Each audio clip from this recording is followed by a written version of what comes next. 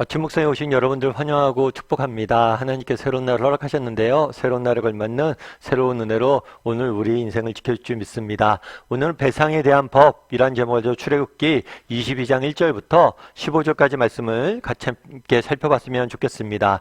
우리 먼저 1절부터 3절까지 말씀 같이 한번 읽어볼까요? 사람이 소나 양을 도둑질하여 잡거나 팔면 그는 소 한 마리에 소 5마리로 갚고 양 한 마리에 양 4마리로 갚을지니라. 도둑이 뚫고 들어오는 것을 보고 그를 쳐 죽이면 피 흘린 죄가 없으나 해 돋은 후에는 피 흘린 죄가 있으리라. 도둑은 반드시 배상할 것이나 배상할 것이 없으면 그 몸을 팔아 그 도둑질한 것을 배상할 것이요. 예, 십계명에 도둑질하지 말라라는 명령이 나오죠. 오늘 본문은 이 도둑질하지 말라는 명령에 대한 상세 규정을 자세히 기록하고 있습니다. 그래서 도둑질했을 경우에 어떻게 되느냐 이 부분에 다루고 있죠. 그래서 도둑질했을 경우에 소나 양이나 이런 것들 도둑질했을 때 어떻게 하냐면 그것들을 갚으라고 이야기해요. 특별히 소 같은 경우에는 5배로, 양 같은 경우에는 4배로 갚으라라고 이야기를 합니다. 도둑질하는 경우에는 이 도둑질하는 사람이 배상하도록 규정을 정해 놓은 거죠. 또 배상물의 종류에 따라서 배상물이 무엇을 도둑질했느냐 그것에 따라서 배상의 규모도 다르게 한 것을 우리가 볼 수 있습니다. 뿐만 아니라 이 도둑질한 물건이 손상되었느냐 그렇지 않았느냐 죽었느냐 안 그러느냐에 따라서도 배상의 규모를 달리하는 모습들을 보게 돼요. 그래서 소나 양을 잡거나 팔면 4배나 5배로 갚고 만약 배상할 것이 그 소나 이런 것들이 죽지 않으면 2배로 갚으라고 이야기하고 있죠. 그런데 여기서 우리가 한 가지 기억할 것이 있어요. 그건 뭐냐면 도둑질하는 사람의 인권 역시도 보호되고 있다는 거예요. 예를 들면 이런 거죠. 도둑이 뚫고 들어왔을 때 그것을 보고 죽이면 죄가 없으나 해가 돋은 후에 죽이면 죄가 있다. 이게 무슨 말일까요? 밤엔 어두우니까 도둑이 들어왔어요. 그래서 부득이하게 싸우다 그 사람을 죽일 수 있어요. 근데 낮에는 멀쩡히 보잖아요. 봄에도 불구하고 죽이는 것들에 대해서 금지한 거죠. 달리 이야기하면 도둑질은 십계명에서 금지한 법입니다. 금지한 죄예요. 그래서 비록 주인은 자신의 재산을 보호할 권리가 있어요. 하지만 과도하게 그 권리를 사용함으로 인해서 도둑질하는 사람 자체를 죽이는 것을 방지하고 있어요. 늘 말씀드리지만 성경에 나와 있는 법은 피해자를 보호하면서 동시에 가해자 역시 보호하고 있어요. 가해자를 보호하는 것은 피해자가 또 다른 죄를 짓지 않도록 보호하는 거예요. 인간은 내가 당한 것 이상을 다른 사람에게 보복하려는 경향이 있죠. 그래서 우리가 지난 시간에 배웠던 이에는 이, 눈에는 눈이라는 규정을 지은 것도 여기에요. 마땅히 받아야 될 처벌만 받아야 된다는 거예요. 도둑질을 한 사람들이 마땅히 받아야 될 처벌들이 있어요. 그거는 물건들을 훔쳤기 때문에 물건들을 경제적인 피해를 보상해 주면 돼요. 그런데 그로 인해서 그 사람의 생명을 뺏는 것조차도 금지하고 있는 거예요. 그러니까 이로 인해서 과도하게 생명을 뺏지 말게 하는 거죠. 그런데 우리가 한 가지 여기서 기억할 거 있어요. 그건 뭐냐면 소나 양을 내가 도둑질했어요. 소 한 마리를 도둑질했어요. 그럼 내가 들켰어요. 그럼 뭐라고 그래요? 야야 알았어. 소 가져가. 소 한 마리를 줄 수 있잖아요. 그런데 오늘 본문에 보면 소를 한 마리가 아니라 몇 마리라고 그래요? 5마리. 양은 4마리. 몇 배를 보상하게 하는 거예요. 그렇다면 왜 이렇게 몇 배를 보상하게 하냐는 거예요. 우리는 뭐 요즘은 그렇지 않지만 저희 어렸을 때는 이렇게 시골 가면 수박 서리 같은 거 하잖아요. 시골에 가서 이렇게 수박밭에 가서 수박 몰래 따오고 그거 친구들끼리 같이 먹고 뭐 이런 걸 하는데 수박 주인 되시는 농부 하시는 분이 그런 얘기를 하더라고요. 제발 좀 밤에 수박 서리 좀 하지 말라고. 수박을 달라고 그러면 내가 주겠다고. 근데 제발 서리 좀 하지 말라고 그러더라고요. 왜 그런가 했더니만 수박을 서리했을 때 나는 하나 훔쳤다고 생각하잖아요. 근데 그게 아니에요. 수박 서리를 하는 과정 속에서 아이들이 막 수박밭에 들어가잖아요. 그럼 다른 수박을 받고 뭐 다른 수박에 내가 훔친 것 외에도 다른 수박에도 피해를 준다는 거예요. 왜 차라리 수박 하나 주고 말지 수박밭이 다 상한다는 거예요. 참 이게 공감이 된다라는 생각도 들었고 이게 알 수가 없구나. 그러니까 나는 다른 사람에게 A라는 물건만 훔쳤다고 생각할 수 있어요. 하지만 내가 준 것 이상의 그 사람은 피해를 입을 수 있다는 거. 그런 면에서 우리가 뭘 하려고 한 거예요? 철저히 그것들을 보상하게 하기 위해서 몇 배의 보상 제도를 정해놓은 거죠. 그럼 우리도 마찬가지란 거예요. 우리도 이 땅 살다 보면 다른 사람에게 내가 의도했건 의도하지 않았건 피해를 줄 수가 있어요. 내 어떤 행동이나 어떤 말로 인해서 피해를 줄 수 있어요. 그럼 우리는 다른 사람에게 받은 피해에 대해서 얼만큼 배상하기 위해서 노력하고 있냐는 거예요. 사실 우리가 어떤 사람에게 피해를 줬을 때 우리는 단순히 이런 것만 내가 피해를 줬구나 라고 생각하지만 그로 인해서 부가적으로 생기는 것들이 많잖아요. 누군가의 물건을 훔쳐보십시오. 그럼 이 물건을 단순히 훔쳤고 물건을 내가 임시적으로 사용했기 때문에 물질적인 피해뿐만 아니라 그 사람이 받는 정서적인 피해, 마음의 상처 이런 것들이 많다는 거예요. 그래서 우리 행동들을 통해서 다른 사람에게 상처를 줄 수 있고 또 이런 것들을 통해서 우리가 얼마나 배상하고 있느냐, 얼마나 갚으려고 노력하고 있느냐 한번 돌아봐야 돼. 혹시라도 나는 다른 사람에게 상처를 주지 않았을까? 나는 또 다른 사람에게 피해를 주고 있는 삶을 살지 않는가? 그리고 내가 피해를 줬다면 그것들을 얼마나 배상하며 살아야 되는가? 이 부분에도 우리가 한번 돌아볼 필요가 있다는 거죠. 예전에 제가 어떤 글에서 한번 읽었는데요. 그 글은 어떤 글이냐면 어떤 한 사람에 대한 이야기예요. 이 사람은 1979년도 강원도 홍천에서 있었던 일이에요. 어떤 남자가 약초를 캐러 갔어요. 약초를 캐러 갔는데 이분이 담배를 좋아하셨나 봐요.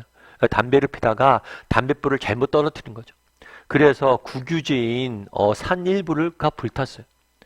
그래서 관리소에서는 이 사람에게 벌금 그 당시 돈으로 130만 원을 부과했어요. 그 당시 돈은 굉장히 큰 돈이었죠. 그리고 게다가 이 사람은 산에서 약초 캐는 사람이니까 얼마나 돈을 벌겠어요. 그런데 또 워낙 큰 돈이고 한 번에 낼 수 없으니까 이 사람의 형편을 고려해서 분할로 납부하도록 한 거예요. 그런데 이 남자가 한 몇 년 뒤에 중풍이 걸린 거예요. 그래서 이 아내가 남편이 중풍이 걸렸는데 아내한테 꼭 그 빚을 내 대신 갚아달라고. 내가 산에 불을 내서 돈을 내야 되는데. 그래서 이 부인이 남편은 중풍에 걸리고 자녀가 넷씩이나 됐어요. 그런데 혼자 키우면서 매년 조금씩 갚아간 거죠. 그래서 어떤 해에는 3만 원, 어떤 해에는 10만 원. 이렇게 해서 계속 갚아간 거예요. 그래서 20년이 지난 후에 마침내 벌금을 완납한 거죠. 처음엔 제가 지어낸 이야기인 줄 알았어요. 그런데 사실 실제적인 이야기였더라고요. 사실 그렇잖아요. 요즘은 사실 수백억 원을 횡령하고도 정말 시침이 떼고 오히려 큰 소리 치는 사람들이 사는 세상이잖아요. 그런데 정말 남편의 잘못도, 본인 잘못도 아니고 남편의 잘못도, 그리고 남편이 도저히 갚을 수도 없는데 부인이 정말 그 어려운 형편에 자녀를 4명이나 키우면서 정말 농사 지으면서 그 빚을 다 갚은 거예요. 참 제가 이 이야기를 듣고 정부도 한심하다는 생각이 들었어요. 이렇게 어려운 형편인데, 그리고 또 이 부인도 좀 어리석지 않을까, 순진하다, 그걸 끝까지 갚고 있나 이런 생각도 들 수도 있죠, 우리가. 그런데 진짜 이런 생각을 하다가 든 생각이 뭐냐면 정말 어리석은 건 우리 자신이 아닐까라는 생각들이 있는 거죠. 뭐냐면 저 같은 경우에도 남다른 재주가 있는 사람은 아니에요. 또 특별한 가진 게 있는 사람도 아니고. 그런데 돌이켜 생각해 보면 제 주변에 늘 좋은 사람들이 있었던 것 같아요. 그리고 그들의 도움으로 여기까지 온 거죠. 어쩌면 제가 오늘 이렇게 살아가는데 수많은 사람들에게 도움을 얻었고 정말 그런 면에서 내가 빚진 게 많은 거예요. 어쩌면 인생이란 이 진 빚을 갚으면서 이 할머니처럼 살아가는 게 인생이죠. 하나님은 어때요? 아까 우리는 피해 배상에 대한 우리 법을 공부했잖아요. 다른 사람에 내가 어떤 피해를 입혔을 때는 그걸 정말 얼마나 갚으려고 노력하는 사람인지 돌아보라. 그런데 이거는 다른 사람에 그만큼 피해를 입히지 않으려고 노력해야 되고 갚으려고 노력해야 돼요. 이건 소극적인 개념이고 적극적으로 보면 우리가 얼마나 빚진 자예요. 바울이 늘 고백하기에 나는 빚진 자다. 하나님에게 너희에게 빚졌다라고 이야기하잖아요. 우리 삶이 그렇잖아요. 우리 주변에 얼마나 도움을 많이 받았어. 하나님이 우리에게 얼마나 큰 은혜를 베풀었어. 그런데 이것들을 얼마나 우리가 빚을 갚으면서 정말 보상하면서 살려고 노력하는 사람이냐는 거예요. 정말 어리석은 사람은 어떤 사람이에요? 내가 얼마나 내 인생이 많은 빚을 진 사람인지 모르고 정말 아나무인으로 살아가는 사람이 아닐지 한번 돌아보게 되더라고요. 그래서 오늘은 한번 우리가 묵상해 봤으면 좋겠어요. 나는 혹시라도 다른 사람에게 피해를 입혔을 때 그 사람 입장이 돼서 그 사람이 얼마나 큰 마음의 상처를 입었을까 돌아보고 그 사람을 배려하는 사람인지, 또 그동안 우리가 하나님이나 다른 사람에게 받은 은혜가 많잖아요. 정말 그 사람들의 수고가 있어서 오늘의 내가 있는 거잖아요. 그래서 나는 얼마나 이런 받은 은혜에 대해서 정말 은혜를 알고 그것들을 소중히 여기고 그것들을 갚으려고 노력하는 사람인지 한번 들어봤으면 좋겠고, 오늘 하루 정말 여러분들 생각나는 사람이 있을 거예요. 말씀을 들으면서 부모님이 될 수도 있고 사랑하는 남편 혹은 자녀들이 될 수도 있죠. 정말 그 사람에게 감사하다, 내가 참 고맙다 라고 표현할 줄 아는 오늘 하루가 되었으면 좋겠어요. 그렇게 오늘 하루 이렇게 감사함을 표현하고 정말 우리의 감사에 대해서 다시 한번 돌아볼 수 있는 시간이 되었으면 좋겠습니다. 우리 함께 기도했으면 좋겠는데요. 기도하실 때 우리 함께 오늘 말씀 기억하면서 기도했으면 좋겠습니다. 이 세상을 살다 보니 우리가 정말 상처받을 때가 너무 많습니다. 끊임없이 우리는 상처받습니다. 동시에 우리도 끊임없이 누군가에게 상처를 주고 있습니다. 우리가 정말 다른 사람에게 이런 상처 주는 수 있다는 사실을 기억하고 늘 다른 사람을 배려하고 정말 그들이 받은 상처를 정말 우리가 헤아려 보고 그것들을 위로하고 세워줄 수 있는 사람이 되게 해달라고 기도했으면 좋겠습니다. 또한 뿐만 아니라 정말 우리가 얼마나 받은 게 많은 사람이, 정말 우리가 받은 것들에 대해서 정말 그 빈짓들을, 은혜들을 정말 감사할 줄 아는 사람인지 돌아볼 수 있도록, 그래서 다른 사람을 헤아리고 그들에게 정말 상처를 줬다면 그것들에 대해서 정말 회복시키기 위해서 기도할 줄 아는 사람이 되게 해달라고 기도해 주시고, 또 우리가 진 빚에 대해서 정말 감사함으로 늘 감사함을 표현할 줄 아는 사람이 되게 해달라고, 그래서 서로를 배려하고 서로를 함께 세워가는 우리 모두가 되게 해달라고 이 시간 목소리로 같이 기도했으면 좋겠습니다. 또한 기도하실 때 오늘 또 세상 속에 살아가야 되는데 하나님 우리를 지키시고 인도하시고 보호하셔서 정말 온전히 하나님 앞에서 정말 귀 쓰임받는 인생 되게 해달라고 이 시간 목소리 같이 기도하도록 하겠습니다. 같이 기도하시겠습니다.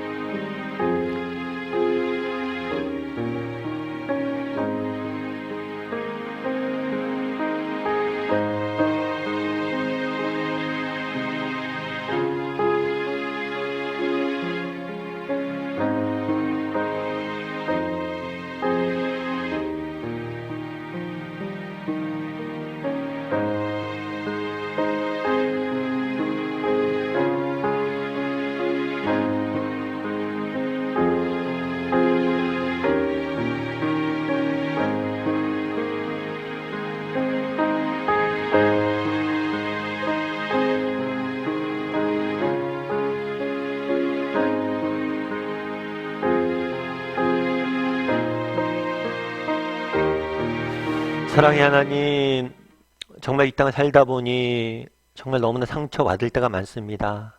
안타까운 것은 우리가 상처받으면서 또 누군가의 상처 주는 경우들이 많습니다.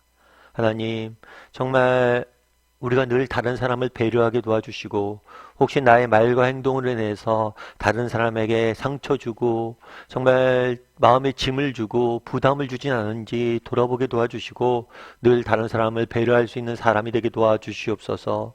돌이켜보면 우리가 참 받은 은혜가 많습니다. 하나님에게 또 다른 사람에게 받은 것들이 너무 많은데 참 그것들에 대해서 감사하지 못하고 살았음을 고백합니다. 하나님, 정말 우리에게 베푸신 하나님의 은혜에 감사할 줄 아는 사람이 되게 도와주시고 또 우리 주변의 사람들에게 나를 위해서 수고했던 그분들에게 정말 감사를 표현할 줄 아는, 감사한 마음을 갖고 표현할 줄 아는 사람이 될 수 있도록 주여 은혜를 더하여 주시옵소서. 오늘 하루 또 새롭게 시작합니다. 하나님 감사함으로 오늘 하루 시작하길 원합니다.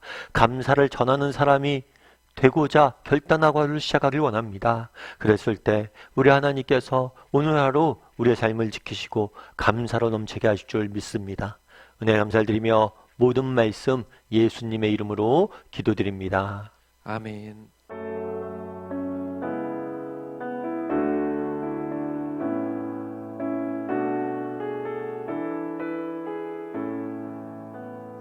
유월절 어린 양